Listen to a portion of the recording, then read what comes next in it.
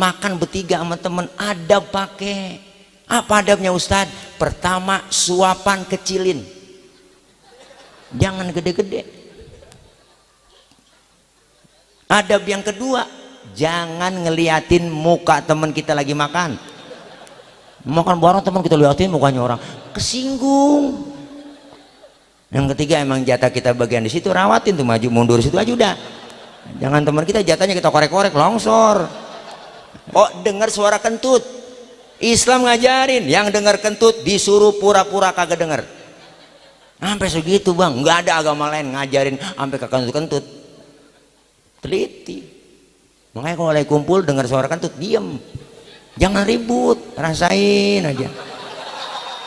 Begini banyaknya orang kagak ada yang nyenangin gua, nyakitin semua, nyakitin semua.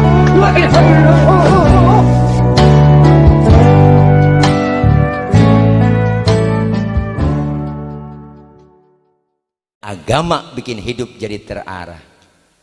Kenapa? Agama adalah aturan. Orang yang beragama ngikutin aturan. Islam kita, agama kita, aturannya ada dalam Islam, rukun iman diatur semuanya. Dari mulai ajaran umat Islam, ajaran agama Islam, semuanya komplit lengkap. Yang kecil-kecil diajarin semuanya. Di rumah tengok ajaran Islam, sering kita lupain. Masuk rumah, keluar rumah, Islam ngajarin adabnya ada, akhlaknya ada, bacaannya ada. Masuk kamar mandi, keluar kamar mandi, ada bacaannya, adab akhlaknya. Masuk kaki kiri, keluar kaki kanan. Doa, makan ada doanya, mau makan, habis makan doanya ada. Adab akhlak makan diajarin. Makan satu nampan bertiga sama temen, kelar baca doa dikasih nampan kebuli. Makan bertiga sama temen, adab pakai. Apa adabnya Ustadz? Pertama, suapan kecilin, jangan gede-gede.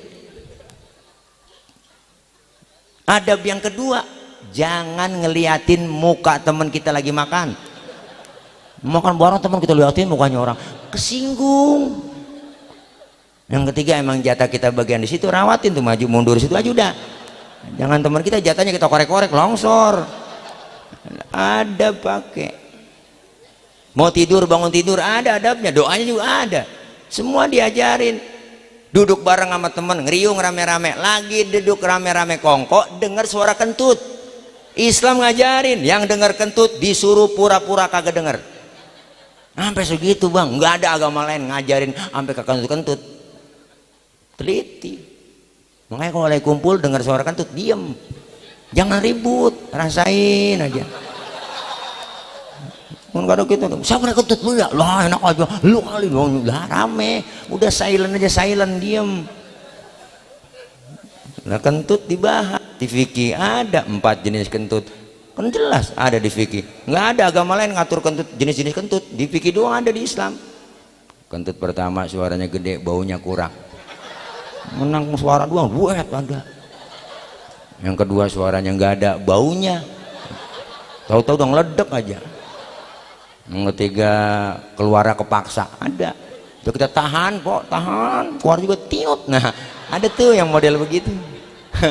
Itu kentut keluar kepaksa. Yang keempat yang parah, kentut ekstrim, suaranya gede, baunya luar biasa. Oh bau Ustaz? Iyalah, karena habis kentut ada yang nyusul. Itu yang nyusulnya itu tuh yang bikin bau. Ke dalam bahasa Mandarin namanya cepirit. Nah, itu bahasa Mandarin tuh.